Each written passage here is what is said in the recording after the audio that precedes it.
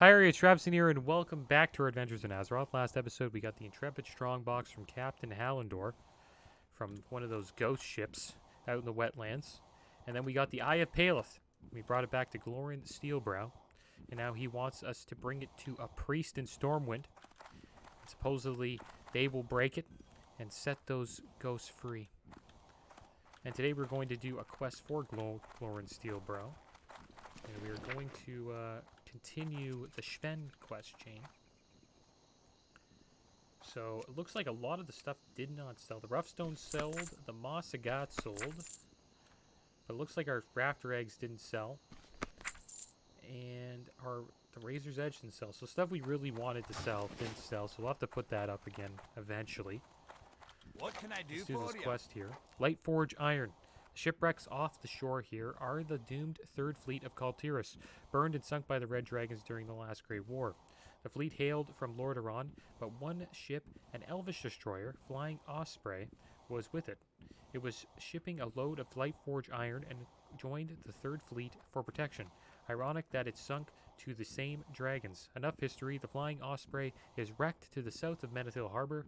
If you find the Lightforge iron, there, bring it to me. Alright, so we have to find. So we had to find some Lightforge iron. And just a little update. This is for the Sven quest chain, or quest line, I should say. See where we can find this. I should put find treasure up here. That looks like the Elvish ship right there. We'll go over and check it out. We got some bluegill raiders here. They're level 29. Yeah, this is for the Sven quest chain. And his family got slayed by a bunch of undead dark riders who came from some necromancer. It's like Morbid. I forget the name of the necromancer, but there's a necromancer and he wants some staff. And we're trying to get this Lightforge iron to defeat him. We gotta find this chest here. It's south of Menethil Harbor, which is right here. Where's our bullets looking?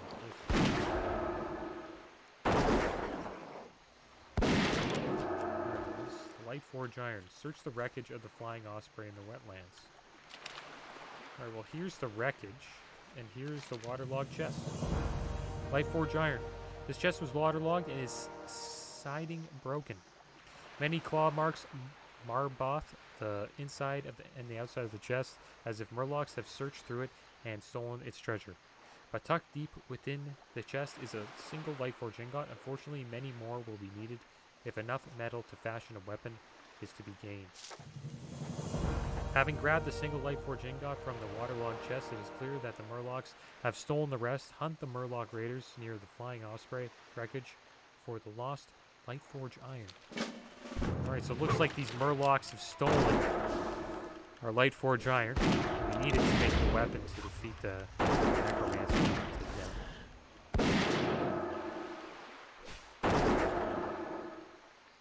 I guess let's farm some ingots. I wonder what the drop rate is. What do we need? 5? I'm gonna be getting a lot of fish oil.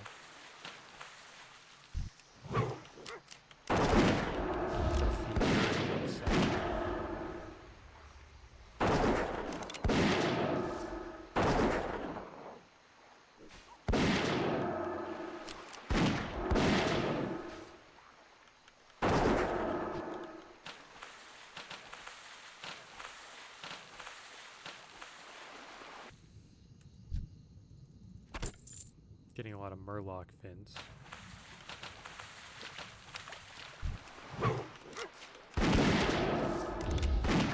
Yeah, with these Lightforge ingots, we're going to make a weapon to slay this necromancer. I don't know if we're going to be able to do it once we finish the quest chain. It could be really tough. We'll give it a try. There we go. That's 1 ingot. Not a bad drop rate, so we only need 3 more. So let's feed Gur here.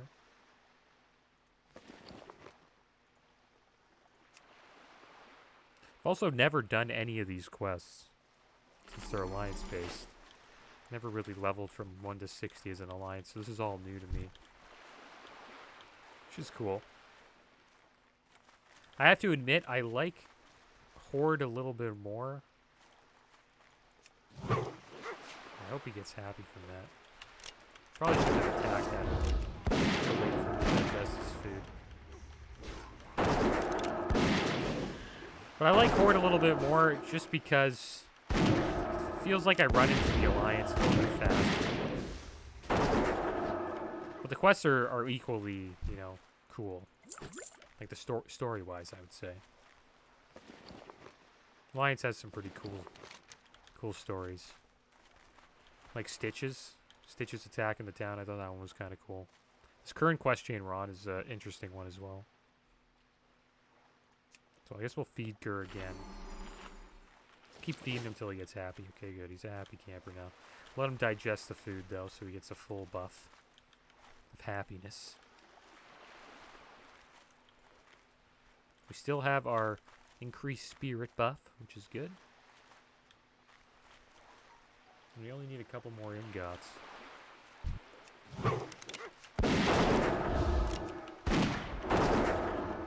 But we're getting close, guys. We'll start being in an area with the Horde soon enough. We're going to be going to South Shore soon. Just want to finish up a couple more quests here in the Wetlands. And then we'll be heading north. Finally get some PvP going. Some world PvP. I really like world PvP in Classic. I like it more than in retail. Because you kind of, you get to, like, remember people that you fight in Classic, which is kind of cool. You remember people. Since all of the realms are layered in retail, it's always just some new random person. You don't really, like, make a connection with the enemy. Also, Classic PvP's like, it's not basic, because like the items and all the items you can use and the professions you can use to change up the PvP makes it interesting. But I would say it's less spammy, maybe, I don't know, than retail. Retail's like you're pressing like tons of buttons all the time. There's like, you know, you have all these like big abilities. Tons of defensive cooldowns. Classic's a little bit more, you know, laid back, I'd say. But it can get intense. Alright. So it looks like we're running out of Murlocs. That's not good. Oh, wait. Never mind. Just had to go in the water. We might actually hit level 30 today, I think. That'd be really good.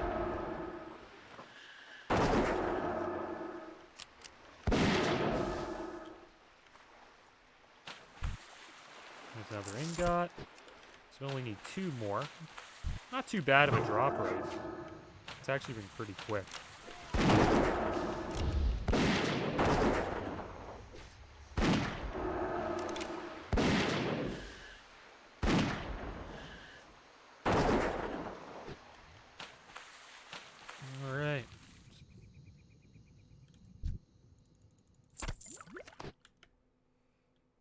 Looks like there's a bunch over here, so I'm gonna end up swimming over there. First, I'm gonna have a little. Do we have a drink? We're not really low. Probably have a drink before we go out. A little bit of lemon juice here. Looking for 2 more DPSs. Level 34 quest. It's a little too high for us at the moment. Alright, so let's go for a swim here. We'll try to slay some Murlocs. Oh, there's a boat coming in to Manitoba Harbor. Probably coming from Dark Shore. Hopping on that bad boy.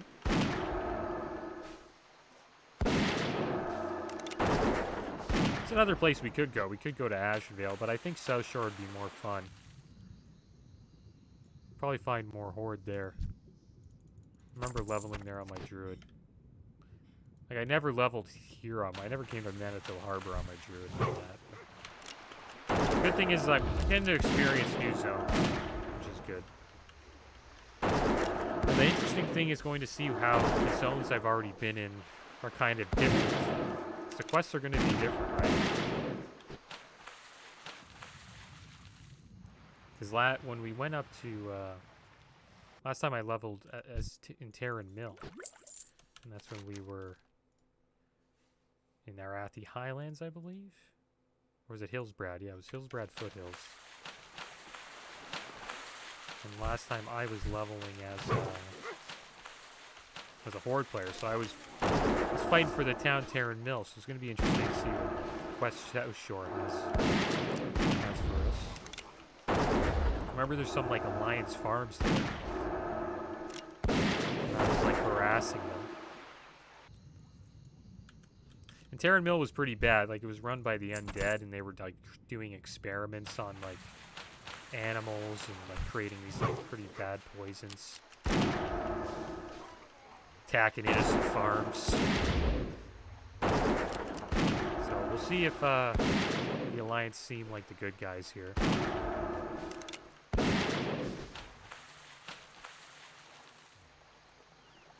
It's clearly an Alliance territory. There's like Alliance farms there. There's like a dwarf, like a elite dwarf place. I think I died there a couple times.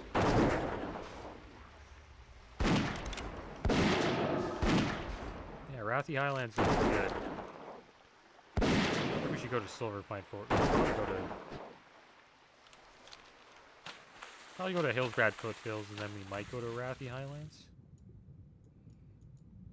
Maybe we'll go back to Ashenvale, because we're kind of out-leveling Ashenvale now. It's another thing with the game. You're not going to be able to level everywhere unless you mind doing quests for no XP. So I might end up missing out on the quests in Ashenvale.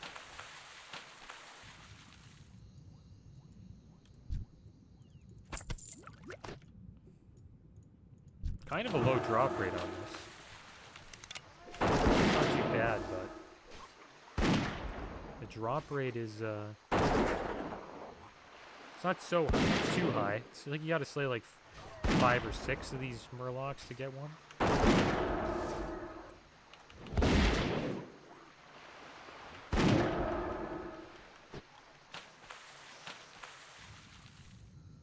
It's funny how the Horde and the Alliance have to deal with murlocs. Imagine the murlocs had their own faction. I would play the murloc faction. It'd be hilarious. The Murgles faction. You'd think they would have like that, you know, be able to play a murloc in the game. Same with ogres. I'm never able to like play as the ogres either.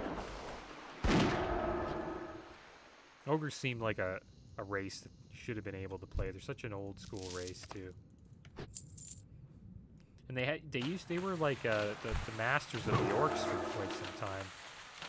Like they ruled over the orcs. The orcs were like slaves to the ogres. Back in the Draenor days. And it's cool because the Warlords of Draenor expansion kind of showcases that with the first little bit of content. There's like actually like an ogre raid, which is cool.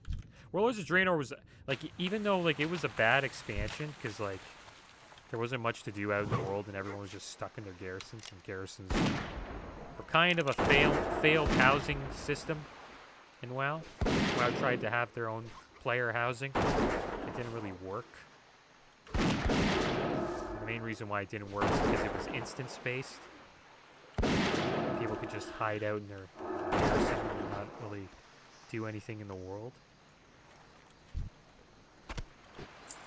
And that was like the main problem with Warlords.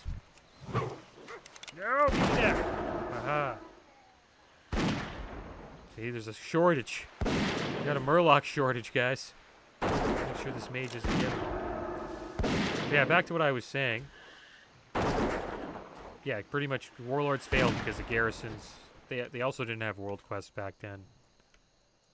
So people were just hanging out in their garrisons all day. It was kind of a boring expansion that way, but it had a good story. The story was good. I think the leveling was really good. Outlands is always like a Draenor Outlands. It's always a great leveling zone, I think. That's why I think BC will be fun as well.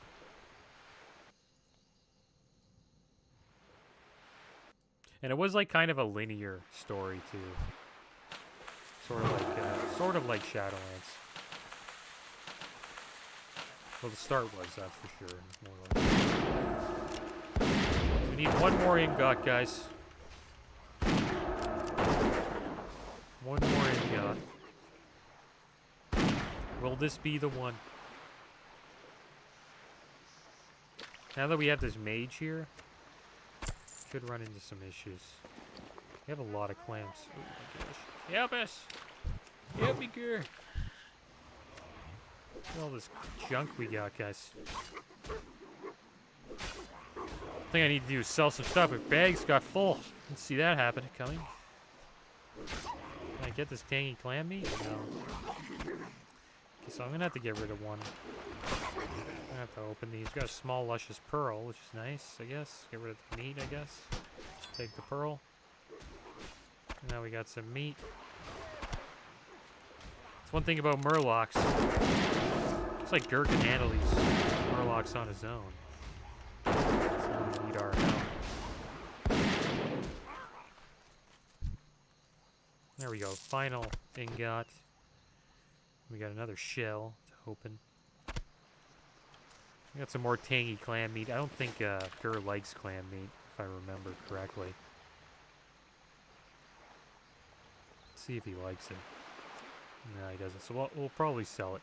So I guess we'll hearth back. We're at 11 gold right now, which is good as well. But we are running out of bag space, and that's always a shock. I don't know if I should get rid of these Murloc fins. Let's, before we turn to the quest, let's sell some stuff. We'll get rid of these fish. I wonder if he likes fish. Usually dogs would like fish, you think? Dogs don't like fish. What's on your They're not into mind? seafood. Only bears like fish, so we'll get rid of the fish. We have a lot of stuff on us. Murloc eyes, I remember, were cheap, so we got rid of those. Fish oil sometimes sells for a decent amount. Shiny fish scales. We'll just get rid of those. I don't think those are worth anything. Get rid of the clam meat because dog won't eat them. And yeah, that's about it. I think that's enough for the bags. We have a lot of silk now, guys, so should try to get my first aid up. We have some wool on us that we can make, so I guess I'll make some wool bandages.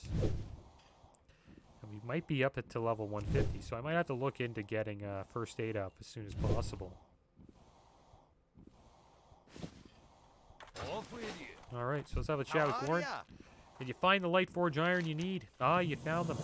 Now, well, let's get this Lightforge iron hammered into something useful, eh?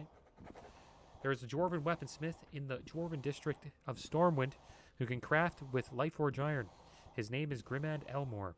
I packed the iron you found into a crate.